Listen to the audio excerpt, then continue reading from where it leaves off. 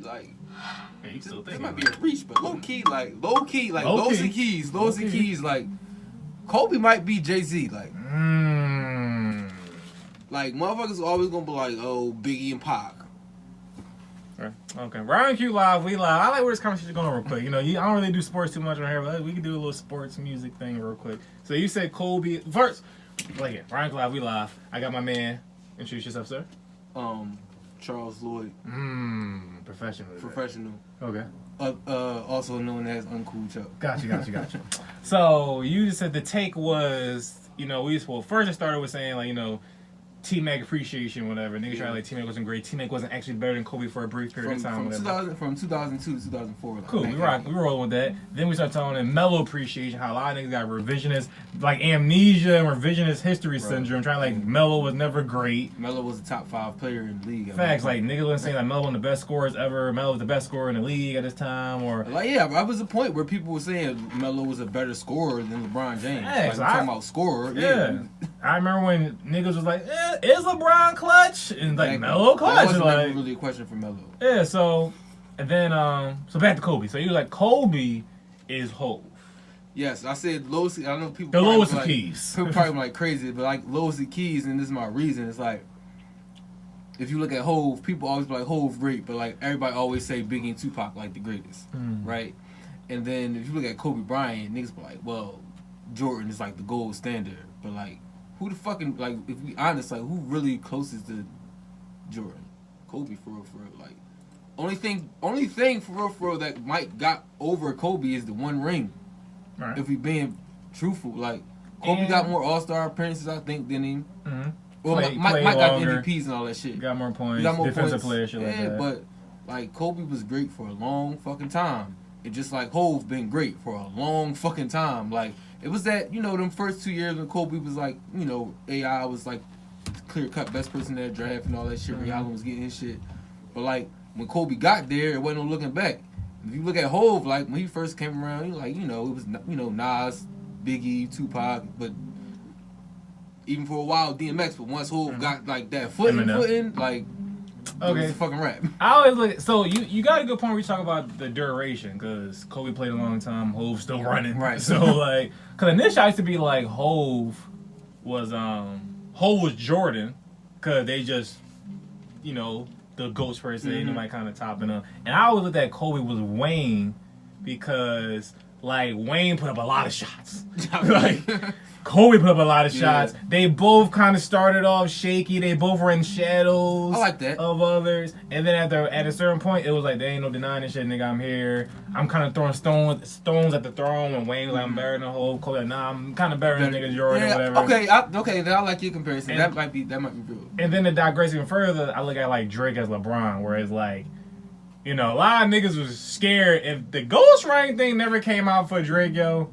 I'm not saying he's better than Hov, but it's a very real conversation just at the success rate. He'd have been definitely the closest, especially in this generation, the closest thing to that. It's just like shit on steroids, like with LeBron, where it's like, all right, like he got a lot of shit against him, a lot of like flaws or whatever with the resume. But like, dog, when it's all said and done, it's like this nigga broke everything. He broke every record. So like Drake kinda. Bro, I'm not a huge Drake fan, but like I will say this, like as far as like records go, like just music and songs, like the nigga literally could put anything out, and that's just gonna be at one point it's gonna be like number one. Like literally, like. You can't name any single he put out that just flopped, that just wasn't a hit. Well, you can. There's some out there. I'm like I said, I'm not a huge Drake fan, but I just know what I hear and just like pop, like remember Pop Style? Okay. Yeah. So he got, but what I've always said about Drake though, even because again, I used to not like. I'm still not a huge Drake fan, but I can say I am a Drake fan now. Like to me, I've liked him as he's went on, whatever. But I've always said, even when I wasn't that big of a fan of him, like even his songs I don't like, they aren't bad songs. Right. Yeah. Like it's like if I was in the car, somebody was playing, I'd be like, all right, cool, whatever. Like I'm not gonna play this myself. True. Like I'd probably delete this off my phone. Right. But it's not like some niggas when they make a bad song, like yo, I don't want to hear this shit. Like turn this off, please. So I always gotta give him that credit. But that's why like he's just like LeBron, where it's like they both can do anything and everything, and they make everybody better. True. So yeah. That's true. Shout out to the trilogy.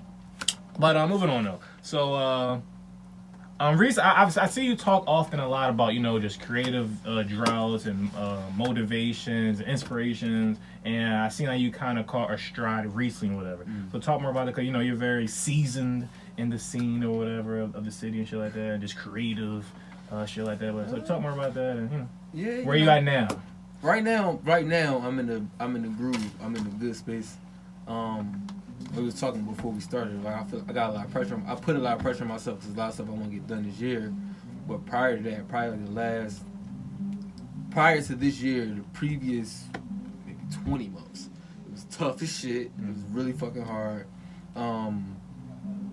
I just wasn't feeling creating. I didn't know where to start.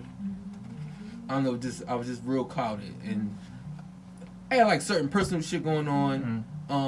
Then like working the fucking stressful ass 9 to 5 didn't help. Being consumed by that, not really even having the time to like clear your mind to get yourself in that creative zone. That was tough. So I think leaving my job and making other moves, it gave me more time to like just cultivate my ideas and just start putting them down. And like you said, like I'm in a good space now. I've been putting some things out last while. Working on a lot of shit that I want to do this year, so that's that. But I think it was necessary though for me to go like through that shit for real. And would you say that was like maybe your first real time of dealing with that, or like maybe at that length, I suppose? For sure at that length, like life hard as shit as it is, like life hard as shit. And I feel like damn near everybody living in this society has like suffers with some sort of like fucking mild depression or whatever. So you get stuck in your head thinking about random shit. Like I've had droughts before, but it ain't never been that long or to the point where I just was like, man, fuck this. I don't even know if I want to do this shit no more. It's funny you said that, because like I like to consider myself a pretty strong-minded person, whatever. So when I see certain, I feel like depression is a hot topic thing now. Like a lot of people talking about it. So sometimes I be thinking like, is this something that's always been there? We swept it under the rug like many other things that are being spoken out about now, or is it like a weird chicken and the egg scenario where it's like, no, because so many people naturally and organically are speaking out about it, it's kind of being contagious where the energy, where it's like making people feel like, no, like, I don't know, I don't want to speak so like ill about it, but like, I see what you're saying. It's like, is everybody being truly depressed the wave? Like, are people truly dealing with these issues, or are we kind of putting this energy out and now it's like, I didn't really have this issue, but now it's kind of on me, or it's like it's festering now more than it would have if it was maybe like a few years ago, maybe. I think or is it just like we talking about also where it's like so much information out there now, the accessibility, so much shit is coming into you now, where like that was different a few years ago. You don't see as much, you don't hear as much shit, or you're not influenced by so many things. So that could be it as well. I think a lot of that shit before, like we didn't really understand what depression was. Everybody, like if you go back maybe 5-6 years ago, if somebody was like, "Oh, I'm depressed," you think like, "Oh, motherfucker just trapped in a room in the dark, not talking to nobody, shit like that." But like that should come in different forms, like you know what I'm saying, just being in public spaces, being antisocial, or feeling like you can't express yourself truly. Like it's a little bit of all that. And I think now, like you said, with the information, like somebody might come out and like, oh, I've been dealing with depression and this was what was causing it or whatever, and people identify with that shit and like, oh shit, I was suffering with the same shit. When I said mild depression, because I know people who have been like diagnosed with that shit for real, or manic depression and shit like that. And like I said, I feel like just being in society now, and then how everything operates and how we feel as though we're supposed to live, and if we're not living up to that certain standard, so and shit much like comparison that. now. There you go, like the whole comparison shit. Like motherfuckers start feeling like they're a failure or whatever, and it kind of leads to like a little like bout of depression. Definitely. My one guilty pleasure of what I watch, whatever, it's very naggerish. It's Black Ink. I watch Black Ink. Okay. It's like our one reality show I watch, and I actually really appreciate and respected their last episode. Like they took a step aside from the usual nagger buffoonery shit, whatever. And it had a very serious, like, it was like 3 separate storylines just about depression. And like one character, he was talking about he always looked up to his dad as like a superhero, but his dad, who dealt with like 2 close deaths recently, was going through like a case of depression or whatever. And it was talking about how like he had to kind of take care of his dad and like watch him, whatever. one character was talking about he just always dealt with it, but now it's really just fucking with him. He was like in the middle of a party, he's like, yo, I felt like just they was at a pool party. He was like, I felt like drowning myself, whatever. Like, so like, and it was somebody else doing something too, whatever. Now like, it was like a very heavy episode, but it didn't seem. Cause me personally, I used to hate those like Fresh Prince episodes back in the day, where like all of a sudden it's a dead serious joint, and at the end it's like the public service announcement, like if you were dealing with this call, it's like, all right, this is like super like on the head. But that was like I appreciate because it seemed organic. Right. So I thought it was cool, and I thought whoever's dealing with some shit like that, they hopefully it can help, whatever. Shit, I mean, just mental illness in general, especially in our community, like we always kind of brush ourselves under the rug, like. That ain't some shit that happened to black people. That's some white people shit or whatever. Definitely Zach shit. And and I think it's because we like so used to having to be strong, going through whatever. Man, I don't got time. Yeah, it's like you ain't got time to be depressed. Like get over that shit. The whole pull yourself up by the bootstraps, get over it. Imagine, nigga, I don't got time to be sad, nigga. Like I don't got time. And I think now, like a lot of people just like getting in tune with themselves and just realizing certain shit. Getting in tune with yourself, yeah. This is what it is, and I need to talk to somebody. Shit, a lot of times it's that, motherfucker. People don't be having nobody to talk to, or just fear of being judged in regards to certain things. So I let shit fester. Yeah, two things. I was talking about my man last night, and he was talking about how he liked the show, or this and that, whatever. And one of the things he said that he liked it. Well, I ended up saying like, yeah, I feel like one of my strengths with the show and just me in general is that I'm able to be transparent. I'm able to just like. Shit rolls off the sleeve. I tell any story, even if it's like, embarrassing on my part, whatever. I told the story, infamous story here about I used to shit on myself for like a long period of time as a child, whatever. Like things are, it's not, I don't really hold many things close to the heart, whatever. Especially if it regards me, I only got like 3 secrets. Like other than that, like if it's about somebody else, I won't say it, but about me, like I'm cool, whatever. But I do know, I feel that has always helped me. And kept me balanced and like not so like bottled up, whatever. Because it's like, no, she ain't that deep. Like, no, it's about me. Like, no, let's keep it pushing, whatever. And like you said, some people feel like they don't have anybody to talk to, even if it's to themselves or in a joke. I remember being in high school when the search shit was going on. I would come right to school, tell a funny story about it, and I'll all make you feel better about it. So like, I think I figured out a way just without knowing even back then that it helps me just not do with certain things. And, I ain't gonna front. I'm a heavy component of talking to yourself. Like I really feel like that shit is normal. I feel people like, oh, you crazy as shit if you talk to yourself. Like, well, if you ain't got nobody to talk to, and it's like who know you better than who the yourself? Fuck know you better than yourself? Like, and then sometimes even beyond that, like sometimes you harbor so much shit inside. Like sometimes you need to just verbalize that shit out loud, and just sometimes just saying that shit out loud is the release you need. You know what I'm saying? So that. That's me. Like I'm an only child, so me too. Grew up only child, man. That's good. Right. Shout out to mom and dad, not having no more kids. I guess they broke the mold. Yeah, there you go. Yeah. But it's funny you said speaking of only child in comparison at the same time. Just today it hit me. I was like, yo, man, I'm the age where I was alive with my mom. She had me. And of course, your perspective of your parents totally different of what the real perspective of them as a human was. They always just seemed bigger and just wise and shit like that. Generally, whatever. But I was thinking like, yo, like I ain't shit. Like my mom, like of course she wasn't fucking Michelle Obama or whatever. Right. But like I feel like just my perspective of her as a child, like just seemed so much more directed. And just like in control and know what the fuck she just wanted to do, whatever. And compared to like, but also at the same time, millennials compared to like our mom or our parents' generations, I feel we can trick ourselves into that because I feel just naturally we are trying to do more. Right. Like we put more pressure on ourselves kind of do what's unconventional and what's unorthodox and what's not the norm, whatever. So I think it could be like, yeah, I ain't really doing, I'm not something yet because you're trying to do more, say, versus like most of our parents, well, I'm just working, make sure we got food on the table, lights on, shelter, shit like that, whatever. But it's not a thing like, damn, like, I don't have as much certainty of myself, kind of, for lack of a better term, than my mom did when she had a child, and I don't got a child with her. So that just hit me today. I'm like, God damn, what the fuck? Like, if I had me, like, but the crazy thing, the one thing I look at is like, they ain't got nowhere near the distractions we got. Facts. Like they really could just focus and lock in. Like, all right, I'm going. Like, and it was way fucking easier to succeed back then. Like, Facts. Real shit. Like, my mom got an associate's degree and got a good ass job. Like, niggas out here trying to figure that shit out with PhDs. Facts. Get jobs. Facts. So, like, the whole, fuck that generation, man. Fuck all of them. Fuck the baby boomers. Nothing. Like, it was way fucking easy. Niggas got a fucking government job with a associate degree, worked that shit for 20 years, and they pension, like, we're at a point now, like, when we retire, it ain't gonna be no social security. All this shit's a wrap. So it's so much more shit we gotta deal with in regards to, I guess, like, having life figured out, or being, I guess, established and all that shit. And like you said, even to your point, like, it's more shit we want to do. Like, we ain't just comfortable with this, like, I'm fine just having a job and raising a family. Like, we out here trying to break all that shit. So facts.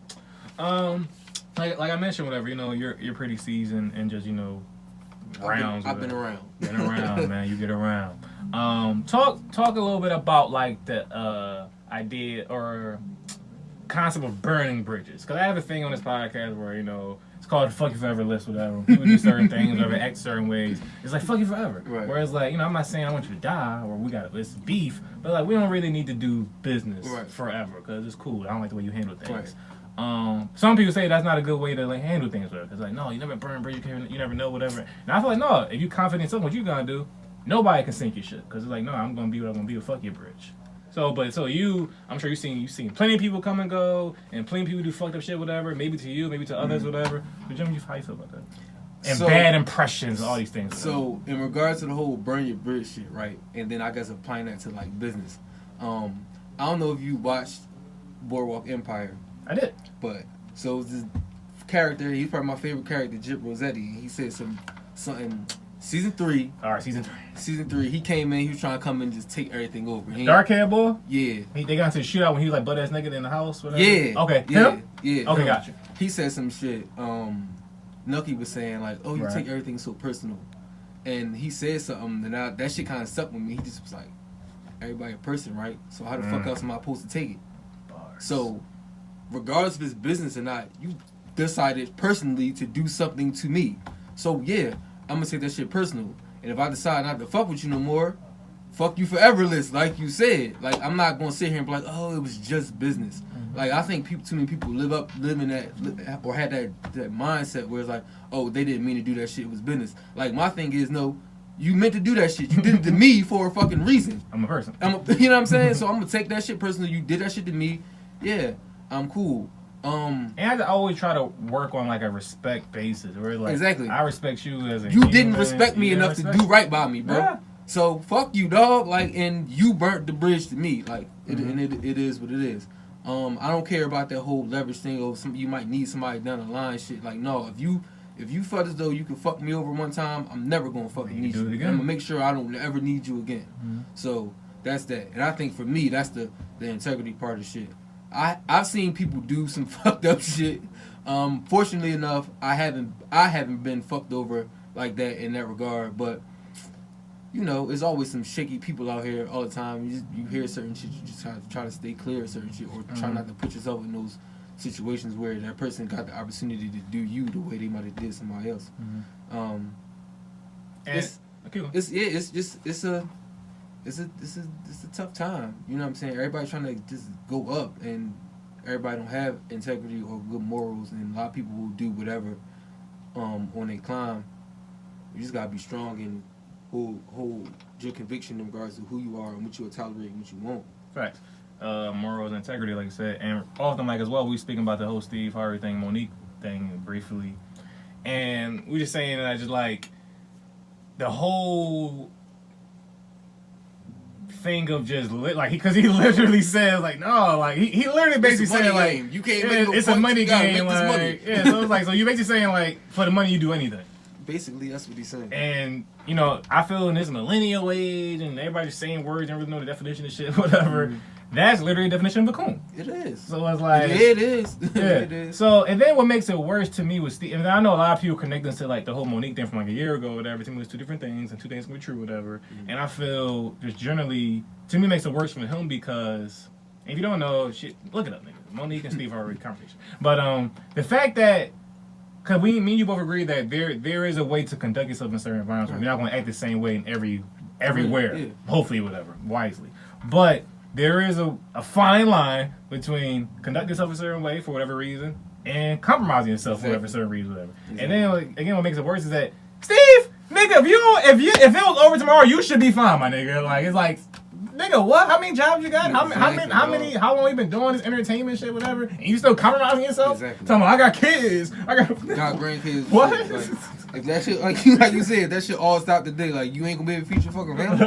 And Family Feud ended. Like you need to look in the mirror and question yourself. If you think you ain't got enough money to like support your fucking folks, like after all you doing. Man, how much them suits cost? Like goddamn. Then I forgot, like nigga, you out here selling suits too. Goddamn, like your suits free at this point. What the fuck, Steve? Yeah, so you got Suits, Family Feud, the kids show, radio show, TV show. Steve Harvey Show reruns that I fucking love personally. Underrated show. Kings of Comedy. Comedy show. Comedy career for like 30 years. Yeah, I gotta think of my bills though. How much more compromising you got to do, good bro? Yeah, so I was like, just no cooning. Just go without saying. Just no cooning. Yeah, that's basically what it boils down to. Don't compromise yourself, man. Like a lot of times, you know, a lot of times you have to make compromises, find like a middle ground, because you know people are who they are. Like somebody on this side probably like, I ain't gonna go for this. You gonna say I ain't going for this. And that just still be business. Yeah, and that doesn't mean your morals in the middle ground. So y'all find something in the middle, but as long as y'all ain't compromising who y'all is, then you know everything is fine. Should be fine. Do you ever sometimes think, especially we talk about music as well, like you're not really captivated by a lot of shit that happens these days, whatever. But do you ever think about like the Philly scene sometimes and like what happened to certain people, how certain people didn't take off? Mainly like in the rap DVDs and just like what happened to certain people. I always say Joey should have, like that nigga had it. And it's fucked up how I pay to do you, dog. Like in a whole like social, like the fact that they came up with that right at the cusp of that somebody seen you get punched on. Yeah, and like that shit literally derailed this nigga whole career. Like that stopped you from being like in the game, because couldn't nobody make that fucking video disappear and nobody would take you serious because like, oh, you got punched on. You know what I'm saying? And then I also be thinking about like cause I remember I was just talking about this a few weeks ago on Twitter or whatever, but I remember when like him and Quilly had the beef with Meek and they had the man was posting the video. But Quilly been on some weird shit. What's up with him, bro? What's up? Oh, he thought this was Aeropostale. Yeah, like, oh, this is Amber around me. What the fuck is? Come on, girl. Like, this diesel brown leather. but I remember like that was definitely before MMG. Maybe even before, or maybe like right after Flaming 3 or some shit like that, whatever. No, I think that shit was before Flaming. That shit might have been. You're right, because it was talking about Hottest in the City. You're right, goddamn. So Flamers 2, you know, still fucking up the streets or whatever, and you know, it was still kind of, you know, cool to be like, yeah, no, Meek ain't there for bro. Like, of course, most people fuck with Meek, whatever. Right. Like, no, enough people still like, nah, like Hattie this, or Quilly this, and Meek look nutty. They saying real shit. Right. Meek is kind of dirty. That they fly, that they go get da. And then of course, now, but even like in the middle ground, I remember how it all just shifted, and all them niggas that was hating on Meek and dissing them was like, no, shout out to Big Bro, and he really made it out, whatever. Yeah. And it ain't been from that lane, cause of course it's been Uzi and P&B, right. But like from that lane, it really ain't been nobody since like it wasn't like as captivating as them DVDs and all that shit was. The fact that like you look at how many like motherfuckers was like dope as shit in the city, like yeah, only one nigga, and probably like not even the best nigga out of that whole conglomerate of people. Like nobody was saying like when the whole battles and all that shit was happening, like nobody was like Meek the best nigga. Like it really was like you was either like it was Reed, man, or Georgia had like Meek was up there. Don't get me wrong, Meek was up there, but like it wasn't like no clear cut like Meek the standout motherfucker. Like hell no, no. Reed was the one. Yeah, Reed was out here catching fucking rent. Reed was out with that fucking remember he had the van and shit. The family van. Your family van. Like Reed was out here, but it just go to show you like how they like. How Philly got so much talent, but we constantly looked over, and a lot of that shit's because we can't figure out how to tune it down and like come together and just like build each other up. Cause I always like look at Atlanta, like it's a million motherfuckers down there, but they all be like, man, you from the fucking town, so whatever. Mm-hmm. Like even the producers. Yeah, all like the motherfuckers they can produce beats together. And all they do whatever just to make their city look better, and like yeah. here it's just like, man, I'm gonna be the one that make it out. And I'm one of the people that be like, I'm not an artist per se, so I don't have that perspective or that lens. But you know, a lot of people say, "Yo, Philly don't support Philly, the crowds and this and the audience, and the listeners." So I don't know, but I just be like, I be just trying to, debate that sometimes. I don't really know, but definitely the other side of it, the actual creators is definitely different from them. Because people always say, no, look at the South. I'm like, I mean, who knows how the audience is down there or whatever. But the creators for sure definitely work closer together from the execs to the DJs to the producers to the artists. And yeah, like, a lot of them say, like most of them say, yeah, he put me on. Or Future, Gucci, and Waka, Thug, and somebody grabbing somebody up, whatever. Zaytoven, and T-Mind, all these niggas. Whatever. Right.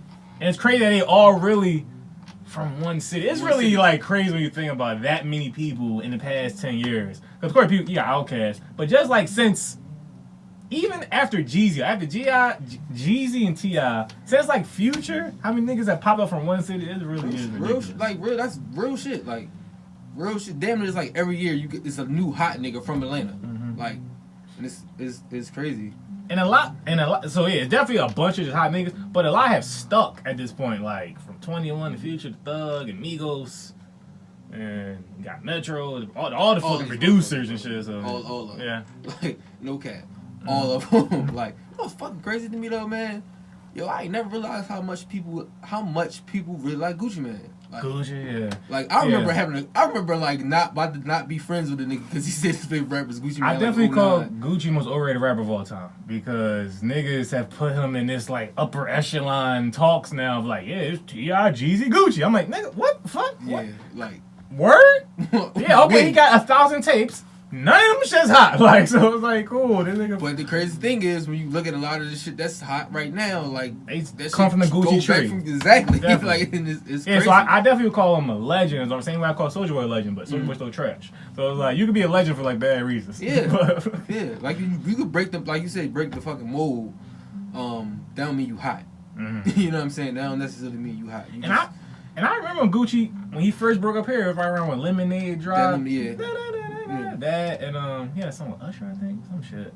And I was like, oh, so niggas listen to Gucci. Cause I remember before a few people I knew was like, no, Gucci. I'm like, nigga, what? Like, what the fuck are you talking about? But it was cool because it was just you. Like, all right, that's you into that shit. All right. And then it called. Time went past. I'm like, oh, you motherfuckers really love Gucci Mane like that? Yeah. That's crazy. Even remember when they did the MTV hip hop list shit. And they had Gucci Mane was on there. That's some they said Gucci Mane was on there. But they put Gucci Mane in front of Eminem. And Wayne, they was talking to Lil Wayne. They was like. He was like, Gucci who? Gucci Mane? And he was like, yeah. And he just was like, oh shit, shout out to my nigga Gucci. Like, shout out to Steady Mobbin though. That was yeah, I was almost a Gucci fan for a hot second. Yeah. Like, wait a minute now. The first shit that made me like kind of like I was like, oh, I can see like he really be flowing was this shit with MC Hammer with yep, that's one too. Was the one John. I'm like, oh, I can see like he be riding the beat. And I got one more. A lot of people haven't heard this one, but you remember a song called it was called Young Problems, called Boy. If you listen and look that shit up, like Gucci killed that shit too. But they all came like in the same summer. It was Steady Mobbin, MC Hammer, and Young Problems. Yeah, like 09, 010, some shit. Yeah. I was like, yo, this nigga kind of hot for real. But it was like, it never was like, was he captivating you with like some shit he said? He just really be, he be riding the shit out these beats. Okay. Speaking of music as well, so recently I was thinking about how like, so blanket statement, I'll just ask you. Who has been more influential on rappers, Cardi or Nicki?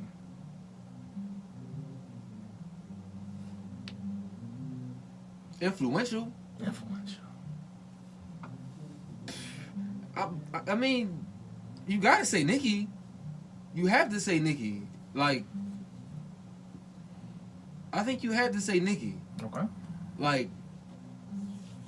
Because it's a track record, like, definitely 10 years deep. Pink wigs and Barbie, and not even just on some just like, oh, she a hot ass girl, like she shitted on niggas on numerous tracks, like she held or at least held her own. Good amount of tracks, definitely. You know what I'm saying? So I think the whole that whole argument is a little nuanced, but like I feel like as far as like influence, like you gotta get that shit to Nicki. I think this like new era, like this new age, I guess, kind of like I don't know, maybe like the ratchet hood girl shit. Maybe you could trip with Cardi, but like where she get it from, like you know what I'm saying? So, and my thought and the question came from was like, of course, like Nicki. That's why I say a rapper, because Nicki, of course, her influence on the game kind of, you know, is more widespread, whatever. But I just feel like in the last year and a half, I think I've seen more females starting rapping out of clear blue sky than I've seen the entire Nicki reign. Yeah. Like, I feel, to Nicki's credit, I feel because she made it seem unattainable. Because as much as critical as I have been of Nicki at certain times, whatever, she can rap. Like, she is skilled at rapping, whatever. Exactly. Cardi is skilled at entertaining, not so much at rapping, whatever. Of course, she could deliver, and she definitely worked on all that shit, whatever. But like, I think she, especially because where she came from to where she's at, I think that's the thing. Yeah, she's making people like, oh no, I can do this shit. Yeah, but it's kind of like the whole Soulja Boy effect. Mm-hmm. You know what I'm saying? Like Soulja Boy made up some song, made up a dance, and just put that shit out and it hit, and it's like, oh, he ain't even that good, and he's successful as shit. I could do that. And now it's just like Cardi go from being like stripper chick and being viral on like Vine and Instagram to being like Grammy rap album of the year, Grammy Award. Like everybody gonna be like, oh shit, she did it. You know, I can do it. But you talking about just rap? You talking about rap? Like Nicki, like, and just wanting to be that top person. Like they coming for her. So like, and I look at it this way as well. Like you said, like Nicki, you know, like I said, this is where some of my criticism comes when she like, yeah, I'm female Hove and this. No, you ain't. Like, no, you're not, but whatever. You Nicki Minaj. Like, but, like, so she always had these, like, gaudy goals. Like, no, I want to be the best rapper. I want to be top tier, whatever. Cardi, no, I'm just here to make money. Here to make hits, this and that, whatever. Yeah, but that's the mindset of a lot of the people. Right, it fits this Instagram type of culture, shit like that, where we're like, no, I'm not even trying to go through that come-up DVD grind and hopefully get signed by Wayne if I had to go through Gucci down south and all this shit, whatever. Like, the real grind of the traditional rapper. I just want to, you know, get popping on Instagram, have niggas look at my ass, and then, oh yeah, somebody want to write for me, and I'm getting it back. Yeah, so it's like, and I think this influence isn't going to stop anytime soon because this Grammy, that she done got a whole of the year at least off this alone, whatever. I think, but the one thing she just put more pressure on herself, being like the first one, you being the first female to win rap album of the year. Like now, you really gotta, like, people gonna start holding your ass to the fire because you talking about like you don't be writing your shit. After a while, motherfuckers will be like, this ain't even her. So like, what are you gonna do? Like, but I think to her credit, and that's why the Nicki thing, cause I personally never really believed the Nicki Safari writing shit, whatever. I was like, oh, he probably wrote a hook or a bridge, or whatever. But no, I thought she, even with like, again, I've been critical of her, but I never believed, oh, she fucked Drake and Wayne. I always look at it like, no, she seemed very authentic, and like integrity. I don't think she never wanted to come around and say like, no, when I get to where I want to go, I don't want no niggas to say they took it, they gave it to me, whatever. So, but with Cardi though, day one, I ain't writing everything. Like, so I think it's. Oh, I was about to say. So with Nicki, when it came out like later on that she probably didn't write, it hurt her more than I think it can ever hurt Cardi, or people can hold it to the flame because like y'all knew what y'all got, whatever. Y'all like me for my personality. Y'all like the way I ride beats. And, you know, like, I'm just fun. And I think that's why she, of course, Eric people turn on you eventually, always, but I think she can, it won't be as drastic, I think. Like, I feel what you're saying. I think she could drop at least another second album. If it's hot music, and she'd probably do this shit all over again. Because, like, I see what you're saying. Did you have an issue with, cause I saw some people being kind of tight that she got rap on here because she didn't write everything? Where to me, I'm like, is it a rap album? Was it the most successful, noteworthy, good album? I think it's because she was the first female to get that shit, and the fact that she go on tape and say like she don't write her shit. But what other female dropped a great album? No, but wait, because I feel like if I don't even know like previous winners of that shit. But for example, I'm sure Kanye won that shit. Everybody know he don't write all his music. Nobody never made no fuss about that shit. Yeah. You know what I'm saying? Like, but if it was Consequence writing this shit, Ron Fez writing this shit, like, nobody made no fuss about that shit. I think it's cause, like, they gonna give her a little flack cause she a girl winning that shit for the first time, and the fact that I think she don't try to hide that shit, but it just speaks to state of the game. Like, and rap ain't what it was. Like, it just ain't what it was. And I think a lot of people just gotta get over that shit. Like, it ain't gonna go back to that shit. It's like I guess the real ain't the most popular thing right now, and they just gonna give it to like who they want to give it to. But then my issue is that why niggas still give a fuck about the Grammys? Like I thought niggas was. But that's the thing. Like motherfuckers that make this fuss, and this is the thing that always bothered me, right? In regards to this, and like the whole race dynamic and all that shit. Like motherfuckers that sit there and say like, oh, our music is better. We make the best music and all that shit. But when this award specifically for us, and if we all the best, so I mean you like this award show is you competing with the best. Like you ain't competing with no other fuck shit that you don't really care about. Y'all don't give a fuck about that shit. Y'all still hold the Grammys to a certain you know esteem, and it's like which one you want for like you don't give a fuck about a BT award, but like you don't win the fucking Grammy. Like they fucking robbed me. Man, I've been saying forever. This past year, the first year, I forgot what happened, but I couldn't watch the BET Awards, and I was tight because I like watching BET Awards. I feel connected to it. Like, it's shit that I care about. I'm not like bored watching fucking 2.5 hours. I ain't fucking watching no Grammys, and like I thought niggas was done since.